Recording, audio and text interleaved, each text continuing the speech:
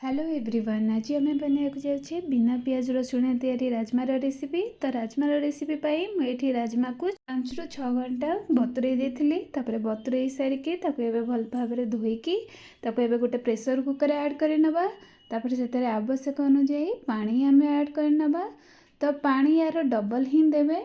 तो पानी ऐड कर सारापर से हलदी और लुण देकी भल भाव कवर करके आम सिझापी छाड़ी नवा। तो सिझापी आमको 2 ରୁ 3टा हुइसेल दरकार। तो जेपर्यंत 2 ରୁ 3टा हुइसेल न देचे से पर्यंत आम कुक करवा। पियाज रसुण यूज करके आपण भल भाव राजमा तरकारी करेंगे, किंतु बिना पियाज रसुण कि भाव भल भाव हो पार तो सहीटा आज आम देखा। तो ताप देखो ए हुइसेल देलानी। तो ये भाव में 2 ରୁ 3टा हुइसेल आमको दरकार। तो 2 ରୁ 3टा हुइसेल देलापर एबे आम तार कभर काढ़ीदबा आ देखा सीटा सीझी कि नहीं। देखो केते बढ़िया भाव में सीझी पूरा मैश हो जाए। तो ये भाव में आम बाहर करके गोटे जगह को ट्रांसफर कर नवा। तापर एबे देखो कढ़ई रे तेल ऐड कर नवा। तो यहाँ बिना पियाज रसुण जेहेतु तो सोरिष तेल केते जण खाआंती तो आम ये रिफाइन तेल नवा। तापर आम से तेजपत्र ऐड करवा। तापर से किसी लवंग ऐड करवा। आपण चाहिए ये गुजराती किंबा अलैच नहीं पारे। तो लवंग ऐड कर सारापर से टिके जस्ट फ्राए होगापर आम से अदा छेचा ऐड कर नवा। तो अदा छेचा को आप ग्रेट करके यूज करपारती ना छेचिकी यूज करपारती। तापर एबे से गैस फ्लेम को पूरा लो कर देकी से आमर रेड चिली पाउडर आउ हलदी पाउडर ऐड कर नवा। तो जितेबाला पाउडर ऐड करेंगे से गैस फ्लेम बहुत ही कम रखिए, कारण गैस फ्लेम जदि आप बेसी रखिए तो सेटा जली जापे। तो ये से धनिया पाउडर ऐड करवा, जीरा पाउडर ऐड करवा। तापर एबे ताको भल भाव टिके मिक्स कर नवा। तो मिक्स कर सारापर आम से गरम मसला पाउडर ऐड करवा। अल्प गरम मसला पाउडर ऐड कर सारापर भल भाव में गोले नवा। एबे से गोटे पेस्ट ऐड करवा। से आम पेस्ट रे काजू आ टमाटो को ऐड करके आम गोटे पेस्ट बनईचे। तो काजू जो ऐड करेंगे फास्ट बतुरे देथिबे आधा घंटा पर्यंत। तो आप 5 ରୁ 6टा काजू नेबे बतुरे देवे। तापर टमाटो काटिकी से ऐड करके आप ग्राइंड करके से पेस्ट तैयार करदे। तो से पेस्ट को ऐड कर सारापर आम भल भाव में गोले नवा। तो गोली सारापर एबे कुक होगापाई टिके समय छाड़ी नवा।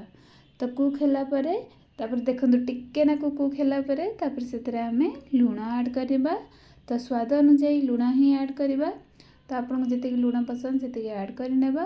तापर एबे ताको भल भाव में गोली सारिकी एबे से कसूरी मेथी ऐड करनवा। तो यार फ्लेवर बहुत ही भल लगे। तो यहाँ निश्चिंत ऐड करेंगे। तो या द्वारा बहुत यार बेनिफिट्स अच्छी, जमती कि कोलेस्ट्रॉल कम करे, बहुत सारा बेनिफिट्स अच्छी। आप चाहिए ताको सर्च करके जानीपारे। तो आउ कौन कौन बेनिफिट्स अच्छी जदि जानते ताले मते कमेंट बॉक्स रे निश्चिंत जणातु। एबे ताको कवर करके आम 5 ରୁ 10 मिनिट कुक होगापाई छाड़ी नवा, जमती कि ऑयलटा पूरा मसलारू सेपरेट हो। तो जे देखो ये सेपरेट हो गलापर भल भाव में आम गोले नवा, जमती कि तले लगी नथिबो। कुक करेंगे ना सब लो रु मीडियम फ्लेम भितर ही कुक करेंगे। हाई फ्लेम रे कुक कले मसलाटा तलू पूरा जली जापे। तो ये देखो भल भाव में गोली सारापर से आम दही ऐड कर नवा। तो सब मन रखिए फ्रेश दही ऐड करेंगे, पूरा खट्टा दही ऐड करेंगे। खट्टा दही द्वारा बेसी खट्टा लगिपारे। तो दही ऐड कर सारिकी भल भाव में गोले देकी एबे ताको आम टिके कभर ताको एबे टिके नाकू आम कुक होगापाई लो फ्लेम रे छाड़ी नवा। तो लो फ्लेम रे कुक होगापाई हमको जस्ट 5 मिनिट ही टाइम दरकार। तो 5 मिनिट ही पूरा कुक कर नेबे। तापरे पूरा कुक हो सारापर कवर को काढ़ी नेबे। और देखो पूरा भल भाव में हो गलानी आमर मसला प्रिपरेशनटा। ताको एबे भल भाव में गोले नवा। राजमा रे बहुत सारा बेनिफिट्स अच्छी, जमती कि बहुत सारा प्रोटीन अच्छी राजमा रे। तो आप निश्चिंत इनटेक करंतु। तो ये देखो मसला रे आम सिझाई राजमा को ऐड करनवा।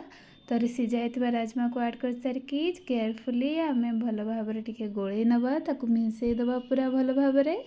तापर गोले सारापर एबे से आमर जेतिकी दरकार आम ग्रेवी पाई जेतिकी आमको आवश्यक अच्छी सेतिकी आम पानी ऐड करवा। तो पानी को जो ऐड करेंगे ताको टिके लुक वार्म କରିଦେଇଥିବେ। पूरा न फुटिबा दरकार किंतु टिके लुक वार्म पानी आमे ऐड करनबा।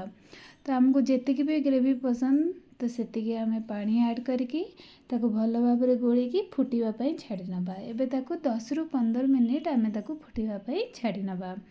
तो 10 रु 15 मिनिट फुटी सारा परे आपनको जदि जेमती गोटा गोटा जदि पसंद ताहले आपण सेमती छाडी देबे तरकारी को, नहले आपण स्मैशर द्वारा टिके जस्ट स्मैश करके जेमती टिके बहलिया बहलिया जेमती खांती तो सेमती बा आपण करि परिबे। तो आपणक इच्छा आपण देखिकी आपण तार ग्रेवीटा को आपण निजे ही डिसाइड करके ताको कर परिबे। तो ये देखो आम तादे पानी ऐड करके ताको भल भाव गोलेकी कवर करके कुक करने।